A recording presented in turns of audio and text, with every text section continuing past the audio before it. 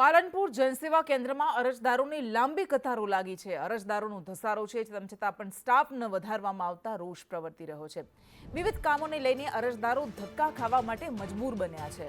Ration card, આવકના દાખલા માટે લાંબી કતારો લાગી રહી છે।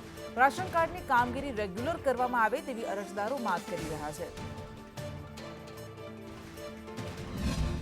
પાલનપુરના જનસેવા કેન્દ્રમાં જે અરજદારો છે તેમની લાંબી કતારો છે તે વહેલી સવારથી જ લાગી જાય છે। અત્યારે સંદેશ ન્યૂઝ છે તે જનસેવા કેન્દ્રમાં પહોંચ્યું છે અને આપ દ્રશ્યોમાં જોઈ રહ્યા છો કે જે પ્રકારે સરકારી દસ્તાવેજોના કામ અર્થે આવતા લોકો છે તે લોકો અત્યારે મૂંઝવણમાં મુકાયા છે। જે પ્રકારે લાંબી કતારો છે તે અહીંયા લાગી ગયેલી જોવા મળી રહી છે। વહેલી સવારથી આ કતારો છે તે લાગી જતી હોય છે।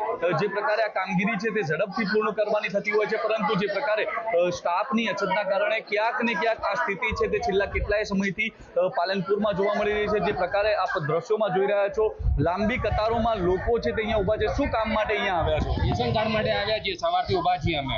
કેટલા સમયથી અહીંયા ધક્કા ખાઓ છો?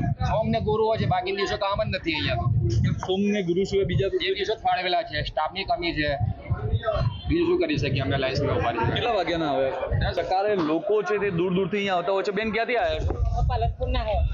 કેટલા વાગ્યા આવ્યા 10 વાગ્યાના। નંબર નહીં આવ્યો છે? ના, શું લાગે નંબર આવશે ખરી? અમે શું ખબર તો લાઈનમાં ઊભા આવા તાણે આવે।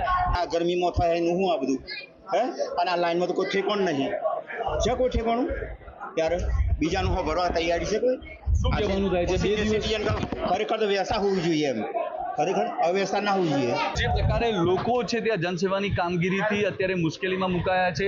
લાંબી કતારો છે તે સરકારી દસ્તાવેજોને લઈને લાગતી હોય છે। રેશન કાર્ડની કામગીરી માત્ર સોમવાર અને ગુરુવાર 2 જ દિવસમાં કરવામાં આવી રહી છે, ત્યારે આ કામગીરી છે તે ડેલી કરવામાં આવે તેવી પણ લોકો છે તે ક્યાંક ને ક્યાંક માંગ કરતા જોવા મળી રહ્યા છે। અત્યારે તો જે વેકેશનનો સમય છે, વેકેશનના સમયમાં સ્ટુડન્ટો સહિતના લોકો છે તે સરકારી દસ્તાવેજોને લઈને મૂંઝવણમાં મુકાયેલા જોવા મળી રહ્યા છે। ધવલ જોશી, સંદેશ ન્યૂઝ, બનાસકાંઠા।